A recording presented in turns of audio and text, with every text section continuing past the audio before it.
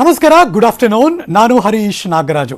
ಈ ಕ್ಷಣದಿಂದ ಇನ್ನು 1 ಗಂಟೆಗಳ ಕಾಲ, ಯಾಕಿವತ್ತು ಇನ್ನೂ 1 ಗಂಟೆ ಬಾಕಿ ಇದೆ SSLC ರಿಸಲ್ಟ್ಗೆ, ಅದರೊಂದು ಸ್ಪೆಷಲ್ ನ್ಯೂಸನ್ನು, ಒಂದು ಸ್ಪೆಷಲ್ ಮಾಹಿತಿಯನ್ನು ಕೊಡುವಂಥ ಕಾರ್ಯಕ್ರಮ ನಾವು ರೂಪಿಸೋದು ಅನ್ನೋದಕ್ಕೆ ಅರ್ಥ ಕೂಡ ಇದೆ.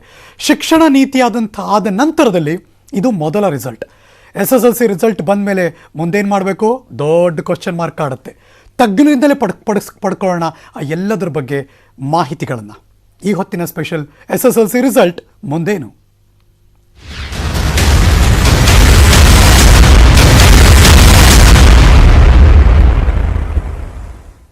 ಯಾಕಿದು ಮಹತ್ವ ಪಡ್ಕೋತಾ ಇದೆ?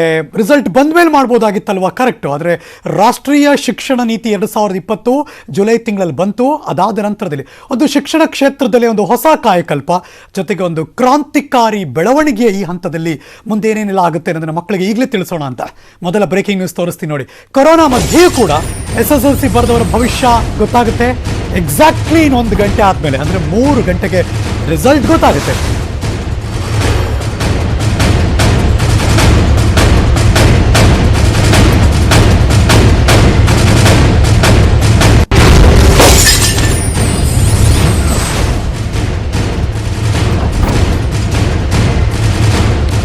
ಮೊದಲ ಬ್ರೇಕಿಂಗ್ ನ್ಯೂಸ್, ನೂತನ ಶಿಕ್ಷಣ ನೀತಿ, ರಾಷ್ಟ್ರೀಯ ಶಿಕ್ಷಣ ನೀತಿ ಅಂತ ಏನು ಕರಿತೀವಿ ಅದು ಬಂದ ನಂತರದಲ್ಲಿ ಮೊದಲ ರಿಸಲ್ಟ್ ಇದು.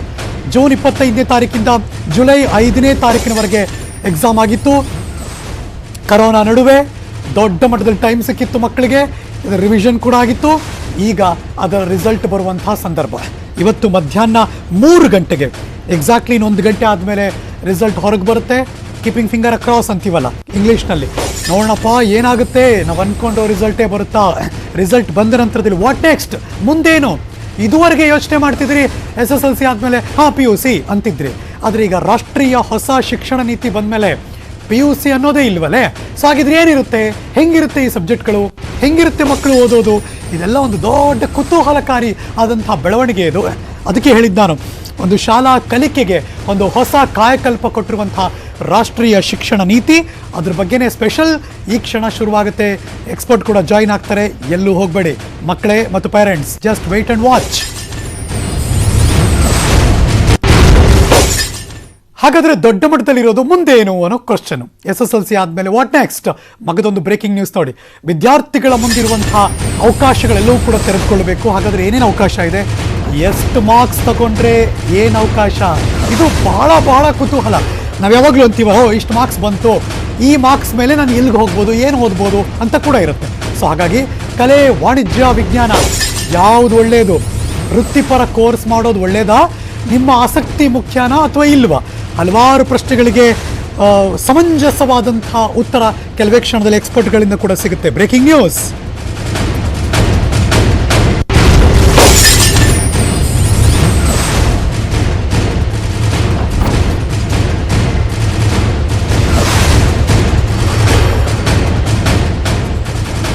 ಯಾವ ಆಯ್ಕೆ ಮಾಡ್ಕೊಳ್ಬೇಕು, ಏನು ಮಾಡಿದ್ರೆ ಮುಂದಿನ ಜೀವನ ಚೆನ್ನಾಗಿರುತ್ತೆ, ಎಷ್ಟು ಚೆನ್ನಾಗಿ ಓದೋಕ್ಕೆ ಸಾಧ್ಯ ಆಗುತ್ತೆ, ನಾವು ಇಷ್ಟಪಡೋ ವಿಷಯಗಳ ಸಬ್ಜೆಕ್ಟ್ ಏನಾದರೂ ಇದೆಯಾ, ಹೊಸ ಶಿಕ್ಷಣ ನೀತಿಯಲ್ಲಿ ಏನು ಬದಲಾವಣೆ ಆಗಿದೆ, ನಾವೇನು ಅಳವಡಿಸ್ಕೊಳ್ಬೇಕು, ಈ ಮೂಲಕ ನಿಜಾರ್ಥದಲ್ಲಿ ಕೌಶಲ್ಯ ಅಭಿವೃದ್ಧಿಗೆ ಏನು ಹೆಲ್ಪ್ ಆಗುತ್ತೆ, ಇದೆಲ್ಲವೂ ಕೂಡ ಇವತ್ತಿನ ಈ ಸ್ಪೆಷಲ್ ಕಾರ್ಯಕ್ರಮದಲ್ಲಿ ಕೆಲವೇ ಕ್ಷಣದಲ್ಲಿ ತೆರೆದುಕೊಳ್ತಾ ಇದೆ.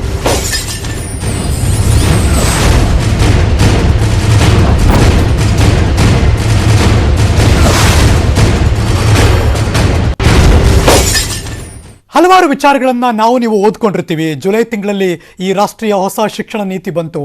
ಅಷ್ಟು ಈಸಿ ಅಲ್ವೂ ಅಲ್ಲ ಅದನ್ನು ಹಾಗೆ ಅರ್ಥ ಮಾಡ್ಕೊಳ್ಳೋದು ಮತ್ತು ಅದನ್ನು ಹಾಗೆ ಬೇರೆ ಬೇರೆ ವಿಷಯಗಳ ಬಗ್ಗೆ ಗಮನ ಹರಿಸಿ ಅದನ್ನು ಪಾಲನೆ ಮಾಡೋದು. ಸೊ ಹಾಗಾಗಿ ಅದನ್ನು ಸರಳೀಕೃತಗೊಳಿಸಿ ನಿಮ್ಮೆಲ್ಲರಿಗೂ ಅರ್ಥ ಆಗುವಾಗೆ ತಿಳಿಸುವಂಥ ಕೆಲಸ ಈ special programme. So don't go, ಎಲ್ಲೂ ಹೋಗ್ಬೇಡಿ. 1 ಗಂಟೆ ಸ್ಟಿಕ್ ಆನ್ ನ್ಯೂಸ್ 18 ಕನ್ನಡದಲ್ಲಿ. ಇಬ್ಬರು ಎಕ್ಸ್ಪರ್ಟ್ ಜಾಯಿನ್ ಆಗ್ತಿದ್ದಾರೆ. ನಂಗೆ ಭಾಳ ಹೆಮ್ಮೆ ಅವರಿಬ್ಬರ ಜೊತೆ ಮಾತಾಡೋದಕ್ಕೆ ಮತ್ತು ನಿಮಗೆ ಅವರಿಂದ ಮಾಹಿತಿ ಕೊಡಿಸೋದಕ್ಕೆ. ಇಬ್ಬರು ಪ್ರಸಿದ್ಧ ಶಿಕ್ಷಣ ತಜ್ಞರು. ಮೊದಲಿಗೆ ಮೈಸೂರಿಂದ ಜಾಯಿನ್ ಆಗ್ತಿದ್ದಾರೆ ಶಿಕ್ಷಣ ತಜ್ಞರಾದಂಥ ಚೇತನ್ ರಾಮ್ ಅವರು. ಸರ್ ನಮಸ್ಕಾರ, ಗುಡ್ ಆಫ್ಟರ್ನೂನ್ ಸರ್, ಹೇಗಿದ್ದೀರಾ? ನಮಸ್ಕಾರ. Okay, fantastic. ಮಗದೊಬ್ಬ ಶಿಕ್ಷಣ ತಜ್ಞರು ಶ್ರೀ ವೆಂಕಟ ಸುಬ್ಬರಾವ್ ಅವರು ಮಗದೊಂದು ಕಡೆಯಿಂದ ನಮ್ಮ ಜೊತೆ ಲೈವ್ ಜಾಯ್ನ್ ಆಗಿದ್ದಾರೆ. ಸರ್ ನಮಸ್ಕಾರ sir, how are you sir? ನಮಸ್ಕಾರ sir, fine sir, thank you. Happy to see you both. ನೀವಿಬ್ಬರು ಕೂಡ ನಮ್ಮ ಕಾರ್ಯಕ್ರಮಕ್ಕೆ ಬಂದಿರೋದು ಬಹಳ ಹೆಮ್ಮೆ ಅನ್ಸುತ್ತೆ. ಚೇತನ್ ರಾಮ್ ಸರ್, ಮಕ್ಕಳ ಜೊತೆ ಒಡನಾಟ, ಮಕ್ಕಳಿಗೆ ಶಿಕ್ಷಣ, ಸರಿಸುಮಾರು 2 ದಶಕಗಳಿಗೂ ಮೀರಿದ ಕೆಲಸ ನಿಮ್ಮದು. ನಾನು ವೈಯಕ್ತಿಕವಾಗಿ ನಿಮ್ಮನ್ನು ಬಲ್ಲವನಾಗಿ ಈಗ ರಾಷ್ಟ್ರೀಯ ಶಿಕ್ಷಣ ನೀತಿ ಬಂದ್ಬಿಟ್ಟಿದೆ. ಏನಪ್ಪ ಇದು ಹೊಸದು ನಮ್ಮ ಕಣ್ಮುಂದೆ ಅಂತ ಅನ್ಸೋಕ್ಕೆ ಶುರುವಾಗುತ್ತೆ. ಈ ಲಾಜಿಕ್ಗೆ ಬರೋಕ್ಕೆ ಮುಂಚೆ SSLC ರಿಸಲ್ಟ್ ಬರುತ್ತೆ ಇನ್ನೊಂದು ಗಂಟೆ ಕಳೆದ್ರೆ. ಆ ಎಲ್ಲ ಮಕ್ಕಳಿಗೆ ಮೊದಲ ನಿಮ್ಮ ಟಿಪ್ಸ್ ಮಾತು ಹೇಳ್ಬಿಡಿ ಸರ್. ಮೊದಲನೇದಾಗಿ ಈ ರಿಸಲ್ಟ್ ಬರ್ತಾ ಇದೆ, ಎಲ್ಲರಿಗೂ ಶುಭಾಶಯಗಳು, ಒಳ್ಳೇದಾಗ್ಲಿ ಮೊದಲನೇದು. ಎರಡನೇದು ಮಾರ್ಕ್ಸ್ಗೂ ಮುಂದಕ್ಕೆ ಹೋಗೋದಕ್ಕೂ ಸಂಬಂಧವಿಲ್ಲ, ಎರಡನೇ ವಿಚಾರ. ಅದರಿಂದ ಯಾವ ಮಾರ್ಕ್ಸ್ ಬಂದ್ರು ಆರಾಮಾಗಿರಿ, ಎರಡನೇದು. ಮೂರನೇ ವಿಚಾರ, ನಿಮ್ಮ ಹೊಸ ಶಿಕ್ಷಣ ನೀತಿ ಏನಿದೆ, ನಾನು 25-30 ವರ್ಷಗಳಿಂದ ಹೇಳ್ತಾ ಇದ್ದಿದ್ದು, ನಮ್ಮ ಶಾಲೆ ಮಾಡಿರೋದು ಹೇಳಿ ಹೇಳಿ ಹೇಳಿ ಕೊನೆಗೆ ನಂಗೆ ತುಂಬಾ ಸಂತೋಷ ಆಗಿದೆ. ಅನೇಕ ವಿಚಾರಗಳು ಈ ದೇಶಕ್ಕೆ ಅಗತ್ಯ ಇದ್ದದನ್ನ ಶಿಕ್ಷಣ ನೀತಿಯಲ್ಲಿ ತಂದಿದ್ದಾರೆ. ಅದ್ರಲ್ಲಿ ಒಂದೇ, ಅದು ಇಂಪ್ಲಿಮೆಂಟೇಷನ್ ಮತ್ತು ಎಕ್ಸಿಕ್ಯೂಷನ್ ಸರಿಯಾಗಿ ಆಗದೆ ಇದ್ರೆ ಬಹಳ ತೊಂದರೆ ಆಗುತ್ತೆ. ಆದ್ರಿಂದ ಮೊನ್ನೆ ಮಾನ್ಯ ಪ್ರಧಾನಮಂತ್ರಿಗಳಾದ ಮೋದಿರವರು ಆ ವಿಚಾರವನ್ನು ಹೇಳಿದ್ದಾರೆ, ಆಗುತ್ತೆ ಅಂತ ಅನ್ಕೋಣ. ಬಟ್ ತುಂಬಾ ಅದ್ಭುತವಾದಂತಹ ಶಿಕ್ಷಣ ನೀತಿ ಕೊನೆಗೂ ಕೂಡ ಭಾರತಕ್ಕೆ ಲಭ್ಯವಾಗಿದೆ ಅನ್ನೋದು 3ನೇ ಪಾಯಿಂಟ್. 4ನೇ ಪಾಯಿಂಟ್, ಅವರು ಓದುವುದಕ್ಕೆ ಅವರ ಆಸಕ್ತಿ ಮತ್ತು ಅವರಿಗೆ ಗೊತ್ತಿರುವಂತಹ ವಿಚಾರಗಳನ್ನ ತಿಳ್ಕೊಂಡು ಮಾಡ್ಬೇಕೆ ಹೊರತುವೆ ಯಾರಿಗೋ ಆಸಕ್ತಿ ಇದೆ, ಅಪ್ಪಂಗೆ ಡಾಕ್ಟರ್ ಆಗ್ಬೇಕು ಅಂತ ಆಸೆ, ಅಮ್ಮಂಗೆ ಇಂಜಿನಿಯರ್ ಆಗ್ಬೇಕು ಅಂತ ಆಸೆ, ನಮ್ಮ ಅಣ್ಣ ಹೀಗ್ ಮಾಡಿದ್ದಾನೆ, ಇದೆಲ್ಲವನ್ನ ಬಿಟ್ಟು ನಾನು, ನನ್ನ ಶಕ್ತಿ, ನನ್ನ ದೌರ್ಬಲ್ಯ ಇಷ್ಟನ್ನ ತಿಳ್ಕೊಂಡು ಅವ್ರು ಆಯ್ಕೆ ಮಾಡ್ಕೊಂಡು ಹೋದ್ರೆ ಬದುಕು ಒಳ್ಳೇದಾಗುತ್ತೆ, ಗೆಲುವು ಸಿಗುತ್ತೆ. ಇದು ಆರಂಭದ ಮಾತು. ಫ್ಯಾಂಟಾಸ್ಟಿಕ್. ಒಳ್ಳೆ ಮಾತಿನಿಂದನೇ ಶುರು ಮಾಡಿದ್ದೀವಿ ಸರ್. ಇನ್ನೊಂದು ಕಡೆ ವೆಂಕಟ ಸುಬ್ಬರಾವ್ ಅವರು ಕೂಡ ಶಿಕ್ಷಣ ತಜ್ಞರು ನಮ್ಮ ಜೊತೆ ಇದ್ದಾರೆ. ಸರ್, ಕುತೂಹಲ ಇತ್ತು ಮಕ್ಕಳಿಗೆ ಮತ್ತು ಪೇರೆಂಟ್ಸ್ಗೆ ಅನ್ನೋದಕ್ಕಿಂತ ಶಿಕ್ಷಣ ತಜ್ಞರಿಗೂ ಬಹಳ ಕುತೂಹಲ ಇತ್ತು, ಏನಿರುತ್ತೆ ಈ ರಾಷ್ಟ್ರೀಯ ಶಿಕ್ಷಣ ನೀತಿಯಲ್ಲಿ ಅಂತ. ಇದ್ರ ಬಗ್ಗೆ ನೀವು ನೋಡಿದಾಗ, ಓದಿದಾಗ ಏನು ಅನಿಸ್ತು ಸರ್ ನಿಮಗೆ? ಸರ್, ಮೊದಲನೇದಾಗಿ ಎಲ್ಲ ಮಕ್ಕಳಿಗೂ ಅಡ್ವಾನ್ಸ್ ಕಂಗ್ರಾಚುಲೇಷನ್ಸ್. ಎಲ್ಲ ಚೆನ್ನಾಗೇ ಮಾಡಿರ್ತೀರಿ, ನೀವ್ ಏನ್ ಮಾಡಿದ್ರು ಚೆನ್ನಾಗೇ ಮಾಡಿರ್ತೀರಿ. 2 ರೀತಿ ಶುಭಾಶಯಗಳು. ಒಂದು, SSLC ಪರೀಕ್ಷೆನ ಬರೆದು ರಿಸಲ್ಟ್ಗೋಸ್ಕರ ಕಾಯ್ತಿದ್ದೀರಿ, ತಮ್ಗೆಲ್ಲ ಒಳ್ಳೆ ರಿಸಲ್ಟ್ ಬರುತ್ತೆ. ಚೇತನ್ ರಾಮ್ ಸರ್ ಹೇಳ್ದಂಗೆ ಏನೇ ರಿಸಲ್ಟ್ ಬಂದ್ರು ಅದು ಒಳ್ಳೆ ರಿಸಲ್ಟ್. 2ನೇದು, ಈ ಸರಿ ಪರೀಕ್ಷಾ ಭಯದ ಜೊತೆಗೆ ಕರೋನಾ ಭಯನೂ ಇತ್ತು. ಆ 2ರ ಭಯದ ಮಧ್ಯೆ ಸಕ್ಸಸ್ಫುಲ್ ಆಗಿ ಬಂದಿದ್ದೀರಿ. ಅದರಿಂದ ತಮ್ಗೆಲ್ಲರಿಗೂ ಶುಭಾಶಯಗಳು ಮಕ್ಕಳೇ, ಸಂತೋಷವಾಗಿದೆ. 2ನೇದು ಸರ್, ಈಗಿನ ತಾವು ಮೊದಲೇ ಹೇಳ್ತಾ ಇದ್ದಂಗೆ ಈ ನೂತನ ಶಿಕ್ಷಣ ಪದ್ಧತಿ ಜಾರಿಗೆ ಬರ್ತಾ ಇದ್ದಾಗ NEP ಬಂದ್ಮೇಲೆ ಮೊದಲನೇ ರಿಸಲ್ಟ್ ಇದು. ಸಹಜವಾಗಿ ಸಾಕಷ್ಟು ಕುತೂಹಲಗಳು, ಪ್ರಶ್ನೆಗಳು ಎಲ್ಲರಲ್ಲೂ ಇರುತ್ತೆ. ಇದಕ್ಕೆ ಒಂದು ಪ್ರಿಯಾಂಬಲ್ ಚೇತನ್ ರಾಮ್ ಸರ್ ಹೇಳಿದ್ದನ್ನ ಮುಂದಿನ ತಗೊಂಡು ಹೋಗ್ತೀನಿ. ಇಷ್ಟ ದಿನ ಏನಾಗಿತ್ತು ಅಂತಂದ್ರೆ, ಪ್ರತಿಯೊಬ್ಬ ಶಿಕ್ಷಣ ತಜ್ಞರು, ಹೆಚ್ಚು ಶಿಕ್ಷಣ ತಜ್ಞರು ಎಲ್ಲ ನಮ್ಮ ದೇಶದಲ್ಲಿ ಯೋಚನೆ ಮಾಡ್ತಾ ಇದ್ದಿದ್ದು, ಈ ಶಿಕ್ಷಣ ಪದ್ಧತಿ ಸರಿಯಾಗಿದ್ಯಾ, ನಾವು ಮಾರ್ಕ್ಸ್ ಕೊಡ್ತಾ ಇರೋ ಸಿಸ್ಟಮ್ ಸರಿಯಾಗಿದ್ಯಾ, ಪರೀಕ್ಷೆಗಳು ಸರಿಯಾಗಿದ್ಯಾ ಅನ್ನೋ ಪ್ರಶ್ನೆ ಇತ್ತು. ಎಷ್ಟೊಂದ್ ಸರಿ ಟೀಚರ್ಸ್ ಗಳಿಗಿತ್ತು ಯೋಚನೆ ಏನಂತಂದ್ರೆ, ಈ ಹುಡುಗ ಎಲ್ಲ ಗೊತ್ತಿದೆ, ಬಟ್ ಪಾಪ ಪರೀಕ್ಷೆನಲ್ಲಿ ಬರೆಯಕ್ ಆಗ್ತಾ ಇಲ್ಲ, ಅವ್ನಿಗೆ ಬರೆಯೋದ್ರಲ್ಲಿ ಸ್ವಲ್ಪ ಹೆಚ್ಚು ಕಡಿಮೆ ಆಗ್ತಿದೆ, ಆದ್ರಿಂದ ರಿಸಲ್ಟ್ ಆಗ್ತಿದೆ, ಬಟ್ ಅವ್ನಿಗೆ ಎಲ್ಲ ವಿಷಯ ಗೊತ್ತಿದೆ ಅಂತ. ಎಷ್ಟೊಂದ್ ಜನಕ್ಕೆ ಅಳುಕಿತ್ತು. ಎಲ್ಲದನ್ನು ಬರೆಯೋದ್ರ ಮೇಲೆ ನಾವು ಡಿಪೆಂಡ್ ಆಗಿ ಯೋಚನೆ ಮಾಡಿ ಅವರ ಇದನ್ನ ಯೋಗ್ಯತೆನ ಅಳಿಬೇಕಾ ಮಕ್ಕಳದು ಅಂತ. 2ನೇದು, ಎಲ್ಲಾ ಕಡೆ ಇದ್ದಂಗೆ ನಮ್ ದೇಶದಲ್ಲೂ ಇತ್ತು. ಏನಂತಂದ್ರೆ, ಕೆಲವರು ಮಾತ್ರ ಇಂಟೆಲಿಜೆನ್ಸ್, ಮಿಕ್ಕದವರು ಅಷ್ಟು ಇಂಟೆಲಿಜೆನ್ಸ್ ಅಲ್ಲ. ನಮ್ ದೇಶದಲ್ಲಿ ಇನ್ನೂ ಒಂದು ಹೆಜ್ಜೆ ಮುಂದೆ ಹೊರಟೋಗಿದ್ವೇನೋ. ಇಂಟೆಲಿಜೆನ್ಸ್ ಅನ್ನೋದು ಬ್ಲಡ್ ಅಲ್ಲೇ ಇರ್ಬೇಕು ಅಂತಂದ್ರೆ, ರಕ್ತ ಕಣಗಳನ್ನ ನಾವು ಮೈಕ್ರೋಸ್ಕೋಪ್ ಅಲ್ಲಿ ನೋಡಿದ್ರೆ ಇಂಟೆಲಿಜೆನ್ಸ್ ಹೋಗ್ತಾ ಇರುತ್ತೆ ಅಲ್ಲಿ, ಆ ಮಟ್ಟಕ್ಕೆ ಹೊರಟೋಗಿತ್ತು. ಆದ್ರೆ ನಮ್ಮ ಶಿಕ್ಷಣ ತಜ್ಞರು ಹೇಳ್ತಾ ಇದ್ರು, every child learns the way the child wants to learn, if you teach the way the child wants to learn. ಪ್ರತಿಯೊಂದು ಮಗುನು ಕಲಿಯುತ್ತೆ, ಆ ಮಗು ಹೇಗೆ ಕಲಿಬೇಕು ಹಾಗೆ ಕಲಿಸಿದ್ರೆ ಪ್ರತಿಯೊಂದು ಮಗುನು ಕಲಿಯುತ್ತೆ. ಎಲ್ಲರೂ ಇಂಟೆಲಿಜೆನ್ಸೇ, ಆದ್ರೆ ಅವರ ಇಂಟೆಲಿಜೆನ್ಸ್ ವೇಸ್ ಬೇರೆ ಬೇರೆ ಇರುತ್ತೆ ಅಂತ. ನಾವು ಯಾವುದೇ ಮಲ್ಟಿಪಲ್ ಇಂಟೆಲಿಜೆನ್ಸ್ ಥಿಯರಿ ಎಲ್ಲ ಮಾತಾಡ್ತಾ ಇದ್ರು, ಪ್ರಾಕ್ಟಿಕಲ್ ಇಂಪ್ಲಿಮೆಂಟೇಷನ್ ಮಾಡೋದಕ್ಕೆ ಕಷ್ಟ ಆಗ್ತಾ ಇತ್ತೇನೋ. ಈಗ ಈ ನೂತನ ಶಿಕ್ಷಣ ಪದ್ಧತಿನಲ್ಲಿ ಅದಕ್ಕೆಲ್ಲಕ್ಕೂ ಅವಕಾಶ ಮಾಡಿಕೊಡಲಾಗಿದೆ. ಆದ್ರಿಂದ ಆ ಮಗು ಯಾವ ಇಂಟ್ರೆಸ್ಟ್ ಇದೆಯೋ ಆ ಕ್ಷೇತ್ರದಲ್ಲೇ ಮುಂದುವರಿಬಹುದು, ಸಂತೋಷವಾಗಿ ಮುಂದುವರಿಬಹುದು. ಅದೇ ರೀತಿ ಎವ್ಯಾಲ್ಯೂಯೇಷನ್ ಮತ್ತೆ ಅಸೆಸ್ಮೆಂಟ್ ಸಿಸ್ಟಮ್ಸ್ ಚೇಂಜ್ ಆಗಿದೆ ಸರ್. ಅದರಿಂದ ಇದನ್ನೆಲ್ಲ ನಾವು ಸ್ವಾಗತಿಸೋಣ. ಆಮೇಲೆ ಹಾಗೇನೆ ಈಗ ಮಕ್ಕಳಿಗೂ ಮಾರ್ಗದರ್ಶನ ಕೊಡೋಣ. Very true. Chetan Ram sir, Venkata Subbarao ಅವರು ಕೂಡ ಅದನ್ನೇ ಹೇಳ್ತಿದ್ರು. ಅಂದ್ರೆ ಮಕ್ಕಳಿಗೆ ಆಸಕ್ತಿ ಇರುವಂತಹ ವಿಚಾರಗಳನ್ನ ಗ್ರಹಿಸಬೇಕು, ಆ ಮೂಲಕ ಶಿಕ್ಷಣ ಕೊಡಬೇಕು. Very nice. ಬಟ್ ಅದು ಎಷ್ಟೋ ತರಗತಿ ಓದಿದ ನಂತರ ಅನ್ನೋದಕ್ಕಿಂತ, ಈಗ ನೋಡಿ ಹೊಸ ಶಿಕ್ಷಣ ನೀತಿಯಲ್ಲಿ ಪ್ರೀ ನರ್ಸರಿ ಮತ್ತು ನರ್ಸರಿ ಅಥವಾ LKG UKG ಫಸ್ಟ್ ಸ್ಟ್ಯಾಂಡರ್ಡ್ ತನಕ ಕಂಪಲ್ಸರಿಯಾಗಿ ಓದಲೇಬೇಕು ಅಂತ ಇದೆ. ಇದು ಎಷ್ಟರ ಮಟ್ಟಿಗೆ ಅದಕ್ಕೆ ಪೂರಕವಾಗಿರುತ್ತೆ ಸರ್ ಹಾಗಿದ್ರೆ ಮುಂದಿನ ದಿನಗಳಲ್ಲಿ? ಅಲ್ಲ, ಅದಕ್ಕೆ ಪ್ರಿ ಕೆಜಿ ಟು 2ನೇ ಕ್ಲಾಸ್ ಫೌಂಡೇಶನ್ ಪ್ರೋಗ್ರಾಮ್ ಅಂತ ಮಾಡಿ, ಮೊದಲನೇದು.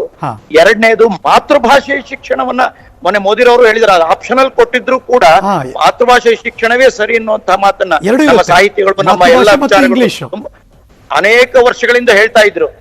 ಅದು ಇವಾಗ ಅದೊಂದು ಆಗಿದೆ. ಮಾತೃಭಾಷೆಯಲ್ಲೇ ಓದೋದ್ರಿಂದ ನನಗನ್ಸುತ್ತೆ ಬಹಳ ದೊಡ್ಡದಾದಂತಹ ಕ್ರಾಂತಿಕಾರವಾದಂತಹ ಬೆಳವಣಿಗೆ, ಮೆದುಳಿನ ಬೆಳವಣಿಗೆ ಮತ್ತು ಜ್ಞಾನದ ಆಧಾರಿತವಾದ ಬೆಳವಣಿಗೆ, ಕೌಶಲ್ಯ ಆಧಾರಿತವಾದ ಬೆಳವಣಿಗೆ ತೀವ್ರತರದಲ್ಲಿ ಆಗುತ್ತೆ ಅಂತ ಬಹಳ ಉತ್ತಮವಾದಂತಹ ಒಂದು ಆಲೋಚನೆ. ಅದು ಖಂಡಿತ ನಡೀಬೇಕು ಅಂತ. ಇದುವರೆಗೆ ಇದ್ದಿದ್ದು ಅಂಕಾಧಾರಿತ, ನೆನಪಿನ ಆಧಾರಿತ ಶಿಕ್ಷಣ. ಇನ್ನು ಮುಂದೆ ಈ ಹೊಸ ಶಿಕ್ಷಣ ನೀತಿಯಿಂದ ಕೌಶಲ್ಯಾಧಾರಿತ ಮತ್ತು ಜ್ಞಾನಾಧಾರಿತ ಮತ್ತು ನಿಜವಾದ ಆಸಕ್ತಿ ಜ್ಞಾನವನ್ನ ಮಿಶ್ರಿತವಾದ ಇಂಥದೊಂದು ಶಿಕ್ಷಣ ಆರಂಭ ಆಗ್ತಾ ಇದೆ. ಅದರಿಂದ ಹೊಸ ಕಾಲದ, ಹೊಸ ಪರ್ವದ, ಹೊಸ ಆಲೋಚನೆಯ, ಹೊಸ ರೂಪದ, ಹೊಸ ಭಾವದ ಈ ಹೊಸ ಶಿಕ್ಷಣ ನೀತಿ ಚೆನ್ನಾಗಾಗ್ಲಿ ಅಂತ ನಾವು ಆಶಿಸೋಣ. ನಮ್ಮೆಲ್ಲರ ಕಾಣಿಕೆಯನ್ನು ಅದಕ್ಕೆ ನೀಡಿ ದೊಡ್ಡ ರೀತಿಯಲ್ಲಿ ಅದನ್ನ ತಡೋದಕ್ಕೆ ಪ್ರಯತ್ನ ಪಡೋಣ. ವೆಂಕಟ ಸುಬ್ರಾವ್ ಅವರೇ, ಇದುವರೆಗೆ ನಾವು ಮಕ್ಕಳನ್ನ ತುಂಬಾ ಜನ ಮಾತಾಡ್ತೀವಲ್ಲ, ರೇಸಿಗೆ ತಳ್ಳಿಬಿಟ್ಟಿದ್ವಿ, ಓಡು ಓಡು ಓಡು ಓಡು ಟ್ರ್ಯಾಕಲ್ಲಿ ಓಡ್ತಾನೆ ಇರು, ನೀನು ಫಸ್ಟ್ ಬರಬೇಕು ಅಷ್ಟೇ ಅಂತ. ಈ ಹೊಸ ಶಿಕ್ಷಣ ನೀತಿ ಆ ಎಲ್ಲ ಮಕ್ಕಳಿಗೆ ಮತ್ತು ಅವರ ಮೆದುಳಿಗೆ ಮತ್ತು ಮುಂದಿನ ಜ್ಞಾನಾರ್ಜನೆಗೆ ಎಷ್ಟು ಮಟ್ಟಿಗೆ ಸಹಕಾರಿ ಆಗುತ್ತೆ? ಸರ್, ಈಗ ಬಂದಿರೋ ಒಂದು ಶಿಕ್ಷಣ ಪದ್ಧತಿ ನಾವು ನೋಡ್ತಾ ಇದ್ರೆ, ನಮಗೆ ಗೊತ್ತಿದ್ದೋ ಗೊತ್ತಿಲ್ದೇನೋ ಎಲ್ಲರೂ ಮಾರ್ಕ್ಸ್ ಗಳ ಹಿಂದೆ ಬಿದ್ದಿದ್ವಿ. ಅಂದ್ರೆ ಯಾವುದೋ ಒಂದು ರೀತಿಯ ಅಸೆಸ್ಮೆಂಟ್ ಕೊಡೋದು, ಕೊನೆಗೆ ಎಲ್ಲ ಅಸೆಸ್ಮೆಂಟೇ ಬರುತ್ತೆ. ಈಗ ನಾನು ಕೆಲವು ಪೇರೆಂಟ್ಸ್ ಹತ್ರ ಮಾತಾಡುವಾಗ ಯೋಚನೆ ಮಾಡ್ತಾ ಇದ್ವಿ, ನಿಮ್ ಮಗು ಇಂಟೆಲಿಜೆಂಟ್ ಹೌದಾ ಅಲ್ವಾ, ಇಂಟೆಲಿಜೆಂಟ್ ಇರ್ಬೇಕಾದ್ರೆ ಏನೇನ್ ಗುಣಲಕ್ಷಣಗಳಿರ್ಬೇಕು ಎಲ್ಲ ಬರೀತಾರೆ. ಇಂಟೆಲಿಜೆಂಟ್ ಅಂದ್ರೆ ಹಾಗಿರ್ಬೇಕು, ಹೀಗಿರ್ಬೇಕೆಲ್ಲ. ಕೊನೆಗೆ ವರ್ಷದ ಕೊನೆಯಲ್ಲಿ ಇಂಟೆಲಿಜೆಂಟ್ ಯಾರಪ್ಪ ಅಂತ ಕೇಳಿದ್ರೆ, ಯಾರು ಜಾಸ್ತಿ ಮಾರ್ಕ್ಸ್ ಬಂದಿರುತ್ತೋ ಅವ್ರು ಮಾತ್ರ ಅಂತ ಇತ್ತು. ಅಷ್ಟೇ ತಾನೆ ಕೊನೆಗೆ. ಯಾಕೆಂದ್ರೆ ಅವ್ನು ಎಷ್ಟು ಅರ್ಥ ಮಾಡ್ಕೊಂಡಿದ್ದಾನೆ ಏನೋ ಅನ್ನೋಕ್ಕಿಂತ ಮಾರ್ಕ್ಸ್ ಕಿತ್ತು. ಆದ್ರೆ ಈಗ ನಮ್ಮ ಅಸೆಸ್ಮೆಂಟ್ ಪದ್ಧತಿಗಳು ಬೇರೆ ಬೇರೆ ಆಗ್ತಾ ಇದೆ. ಪರೀಕ್ಷಾ ಪದ್ಧತಿಗಳು ಅಲ್ಲಿ ಬಹಳ ವ್ಯತ್ಯಾಸ ಬರುತ್ತೆ. ಇದು ಮೊದಲನೇ. ಯಾಕೆಂದ್ರೆ ಈಗ ಬರೀ ಪರೀಕ್ಷೆ ಬರೀ ಬರೆಯೋದಷ್ಟೇ ಅಲ್ಲ, ಅದರಲ್ಲಿ ಪಿಯರ್ ಅಸೆಸ್ಮೆಂಟ್ ಇದೆ. ಅಂತಂದ್ರೆ ಸಹಪಾಠಿಗಳು ಮೌಲ್ಯಮಾಪನ ಮಾಡ್ತಾರೆ, ನಾನು ಮೌಲ್ಯಮಾಪನ ಮಾಡ್ಕೋತೀನಿ, ಸೆಲ್ಫ್ ಅಸೆಸ್ಮೆಂಟ್ ಇದೆ, ನನ್ನ ಟೀಚರ್ಸ್ ಅಸೆಸ್ಮೆಂಟ್ ಮಾಡ್ತಾರೆ. ಅದರಲ್ಲೂ ಬರೀ ಬರೆಯೋದಷ್ಟೇ ಅಲ್ಲ, ಬೇರೆ ಬೇರೆ ಕ್ಷೇತ್ರಗಳಲ್ಲಿ ಮಾಡ್ಕೊಂಡು ಹೋಗ್ತೀವಿ. ಈಗ ನಾವು ರಚನಾತ್ಮಕ ಮೌಲ್ಯಮಾಪನ ಏನ್ ಮಾಡ್ತಾ ಇದೀವಿ, FA ಅಂತ ಏನ್ ಕರಿತೀವಿ, ಆ FA ಗೆ ಹೆಚ್ಚು ಒತ್ತು ಸಿಗ್ತಾ ಹೋಗುತ್ತೆ. ಆಮೇಲೆ ಅಸೆಸ್ಮೆಂಟ್ ಬೇರೆ ಬೇರೆ ಸ್ತರದಲ್ಲಿ ನಡೀತಾ ಹೋಗುತ್ತೆ. ಹೀಗ್ ನಡೀತಾ ಹೋಗೋದ್ರಿಂದ ಆ ವಿದ್ಯಾರ್ಥಿಗೆ, ಆ ಮಗುಗೆ ಯಾವ ಕ್ಷೇತ್ರದಲ್ಲಿ ಆಸಕ್ತಿ ಇದೆಯೋ ಆ ಕ್ಷೇತ್ರದ ಬಗ್ಗೆ ಕಾನ್ಫಿಡೆನ್ಸ್ ತನಗೆ ತಾನೇ ಬೆಳೀತಾ ಹೋಗುತ್ತೆ. ಹಾಗಾಗಿ ಮುಂದೆ ನಾನು ಏನಾಗ್ಬೇಕು ಅಂತ ಗುರುತಿಸ್ಕೊಳಕ್ ಹೋಗುತ್ತೆ. ಅದು ಮೊದಲನೇದು. ಎರಡನೇದು, ಇಷ್ಟ ದಿನ ನಾವು ಒಂಥರ ತಾವು ಹೇಳಿದಂಗೆ ರ್ಯಾಟ್ ರೇಸ್ ಅಲ್ಲೇ ಇದ್ವಿ. SSLC ಆದ ತಕ್ಷಣ ಇಲ್ಲ ಎಂಜಿನಿಯರಿಂಗ್ ಕಾಲೇಜ್ ಹೋಗ್ಬೇಕು, ಇಲ್ಲ ಅಂದ್ರೆ ಮೆಡಿಸಿನ್ ಹೋಗ್ಬೇಕು, ಇಲ್ಲ ಅಂತಂದ್ರೆ ನೋಡೋಣ ಬೇರೆ ಅಂತ, ಆ ತರ ಒಂದ್ರಲ್ಲಿದ್ವಿ. ಅಥವಾ ಕಾಮರ್ಸ್ ಮಾಡಿದ್ರೆ ನಾವು ಅಕೌಂಟ್ಸ್ ಹೋಗ್ಬೇಕು, ಆರ್ಟ್ಸ್ ಮಾಡಿದ್ರೆ ಯಾವ್ದೋ ಕೆಲವೊಂದು ಜರ್ನಲಿಸಮ್, ಯಾವ್ದೋ ಒಂದು ಸ್ಪೆಸಿಫಿಕ್ ಏರಿಯಾಸ್ ಇತ್ತು. ಈಗಿನ ಶಿಕ್ಷಣ ಪದ್ಧತಿ ಎಷ್ಟು ಸುಂದರವಾಗಿದೆ ಅಂತಂದ್ರೆ, ನಾನು 10ನೇ ಕ್ಲಾಸ್ ಆಗ್ತಾ ಇದ್ದಂಗೆ, ಅಂದ್ರೆ ಹೈಸ್ಕೂಲ್ ಲೆವೆಲ್ ನಲ್ಲಿ ನನಗೆ ಯಾವ ಸಬ್ಜೆಕ್ಟ್ ಗಳು ಆಸಕ್ತಿ ಇದೆಯೋ ಅದನ್ನು ಹೋಗ್ಬೋದು. 9, 10, 11, 12 ಇದಿಷ್ಟು ಒಂದು ಬ್ಯಾಚ್ 4 ವರ್ಷ. 9, 10, 11, 12 ಆ ರಿಜಿಡಿಟಿ ಏನಿತ್ತು. ಈಗ 10ನೇ ಕ್ಲಾಸ್ ಆದ್ಮೇಲೆ ನಾನು ಸೈನ್ಸ್ ತಗೊಳ್ಬೇಕು ಅಥವಾ ಕಾಮರ್ಸ್ ತಗೊಳ್ಬೇಕು, ಸೈನ್ಸ್ ಅಂದ್ರೆ ಫಿಸಿಕ್ಸ್, ಕೆಮಿಸ್ಟ್ರಿ, ಮ್ಯಾಥಮೆಟಿಕ್ಸ್ ಇಷ್ಟಲ್ಲೇ ಇರಬೇಕು ಅಂತ ಏನಿತ್ತು. ಈಗ ಅದು ಬದಲಾಗಿ ಫ್ಲೆಕ್ಸಿಬಿಲಿಟಿ ಬರ್ತಾ ಇದೆ. ಅಂದ್ರೆ ನನಗೆ ಫಿಸಿಕ್ಸ್ ಅಲ್ಲಿ ತುಂಬಾ ಇಂಟ್ರೆಸ್ಟ್ ಇದೆ, ಹಾಗೇನೆ ಆರ್ಕಿಯಾಲಜಿಕಲ್ ತುಂಬಾ ಇಂಟ್ರೆಸ್ಟ್ ಇದೆ ಅಂತಂದ್ರೆ ನಾನು ಫಿಸಿಕ್ಸ್ ಮತ್ತೆ ಆರ್ಟ್ಸ್ ಕಾಂಬಿನೇಷನ್ ತಗೊಂಡು ಓದ್ಬೋದು. ಬಟ್ ಅದನ್ನ 4 ವರ್ಷ ಓದ್ತೀನಿ ನಾನು. ಹೌದು, ತಗೊಂಡು ಓದ್. ಇದು ಮೊದಲನೇದು. ಎರಡನೇದು, ಗ್ರಾಜುಯೇಷನ್ ಲೆವೆಲ್ ಅಲ್ಲಿ ಒಂದು ಕ್ರಾಂತಿ ಅಂತಂದ್ರೆ, ಎಸ್ ಸರ್ ಚಿತ್ರರಾಮ್ ಸರ್. ಇಲ್ಲ ಮಾತಾಡಿ. ಗ್ರಾಜುಯೇಷನ್ ಲೆವೆಲ್ ಅಲ್ಲಿ ಒಂದು ಕ್ರಾಂತಿ ಏನ್ ಬಂದಿದೆ ಅಂತಂದ್ರೆ, ಈಗ ಗ್ರಾಜುಯೇಷನ್ 4 ವರ್ಷದ ಕೋರ್ಸ್ ಇದ್ರು, ಅದರಲ್ಲಿ ನಾನು ವಾಪಸ್ ಹೋಗಿ ಬರ್ಬೋದು ಕ್ರೆಡಿಟ್ ಸಿಸ್ಟಮ್ ತಗೊಂಡು. ಅಂತಂದ್ರೆ ನಾನು ಗ್ರಾಜುಯೇಷನ್ ಅಲ್ಲಿ 12ನೇ ಕ್ಲಾಸ್ ಅಂತ ಓದಿದ್ದೀನಿ, ಗ್ರಾಜುಯೇಷನ್ ಹೋಗಿದ್ದೀನಿ, 1 ವರ್ಷ ಆದ್ಮೇಲೆ ಆಚೆ ಬರ್ಬೋದು ಒಂದು ಸರ್ಟಿಫಿಕೇಶನ್ ಕೋರ್ಸ್ ತಗೊಂಡು. ಅಥವಾ ಮತ್ತೆ ಹೋಗಿ ಜಾಯಿನ್ ಆಗಿ 2 ವರ್ಷ ಆದ್ಮೇಲೆ ಆಚೆ ಬರ್ಬೋದು ಡಿಪ್ಲೊಮಾ ಕೋರ್ಸ್ ತಗೊಂಡು. 3 ವರ್ಷ ಆದ್ಮೇಲೆ ಗ್ರಾಜುಯೇಷನ್ ತಗೊಂಡು ಬರ್ಬೋದು, 4 ವರ್ಷ ಆದ್ಮೇಲೆ ರಿಸರ್ಚ್ ತಗೊಂಡು ಬರ್ಬೋದು. ಹೀಗೆ ನನಗೆ ಆಪ್ಷನ್ಸ್ ಕೊಟ್ಟಿರೋದ್ರಿಂದ ಆ ವಿದ್ಯಾರ್ಥಿ ತನಗೆ ಯಾವುದರ ಬಗ್ಗೆ ಆಸಕ್ತಿ ಇದೆಯೋ ಆ ಕ್ಷೇತ್ರದಲ್ಲಿ ತನ್ನನ್ನು ತೊಡಗಿಸ್ಕೊಂಡು ಏನಾದರೂ ಸಾಧನೆ ಮಾಡೋದಕ್ಕೆ ಅವಕಾಶ ಆಯ್ತು. ಇಷ್ಟು ದಿನ ಏನಾಗಿತ್ತು, ಒಂದಕ್ಕೆ ರಿಸ್ಟ್ರಿಕ್ಟ್ ಆಗ್ಬಿಡ್ತೀನಿ. ನಾನೀಗ ಮ್ಯಾಥಮೆಟಿಕ್ಸ್ ತಗೊಂಡ್ಬಿಟ್ರೆ PUC ನಲ್ಲೋ 11th and 12th ಅಲ್ಲೋ ಸೈನ್ಸ್ ತಗೊಂಡ್ಬಿಟ್ರೆ ಸೈನ್ಸ್ ಸ್ಟ್ರೀಮ್ ನಲ್ಲೇ ಇರ್ತೀನಿ, ಅದ್ರಲ್ಲೂ ಯಾವ್ದೋ ಒಂದ್ ಕಡೆ ಫೋಕಸ್ ಮಾಡ್ತೀನಿ. ನನಗೆ ಇಷ್ಟ ಇದೆಯೋ ಇಲ್ವೋ, ನಮ್ ತಂದೆ ತಾಯಿ ಹೇಳಿದ್ರೆ ಎಂಜಿನಿಯರ್ ಆಗುವಂತೆ ಎಂಜಿನಿಯರ್ ಆಗ್ತೀನಿ, ಅಥವಾ ನಾನ್ ಡಾಕ್ಟರ್ ಆಗ್ಬೇಕು ಅಂದ್ರೆ ಡಾಕ್ಟರ್ ಆಗ್ತೀನಿ. ಹಾಗಿತ್ತು. ಈಗ ಆ ಫ್ಲೆಕ್ಸಿಬಿಲಿಟೀಸ್ ಬರ್ತಾ ಇದೆ.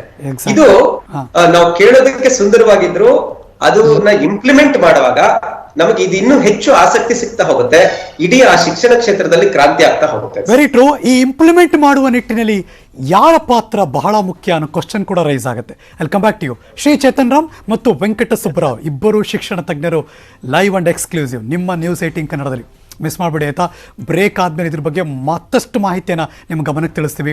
ಇದೊಂದು ಕಾರ್ಯಕ್ರಮ ಸಾಕು. ರಾಷ್ಟ್ರೀಯ ಹೊಸ ಶಿಕ್ಷಣ ನೀತಿ ಮುಂಬರುವ ದಿವಸದಲ್ಲಿ ಹೇಗಿರುತ್ತೆ ನಮ್ಮ ಮಕ್ಕಳಿಗೆ ಅಂತ ಪೇರೆಂಟ್ಸ್ಗಳಿಗೆ, ಹೇಗಿರುತ್ತೆ ನನ್ನ ಬದುಕು ಮತ್ತು ನನ್ನ ಶಿಕ್ಷಣ ಅಂತ ಮಕ್ಕಳಿಗೆ ಭಾಳ ಉಪಯುಕ್ತವಾದಂಥ ಮಾಹಿತಿಯನ್ನು ಕೊಡಿಸುವಂಥ ಪ್ರಯತ್ನ. ಒಂದು ಚಿಕ್ಕ ಬ್ರೇಕ್ ಆದಮೇಲೆ ಬೇಗ ವಾಪಸ್ ಬರ್ತೀನಿ, ಕಾಯ್ತಾ ಇರಿ.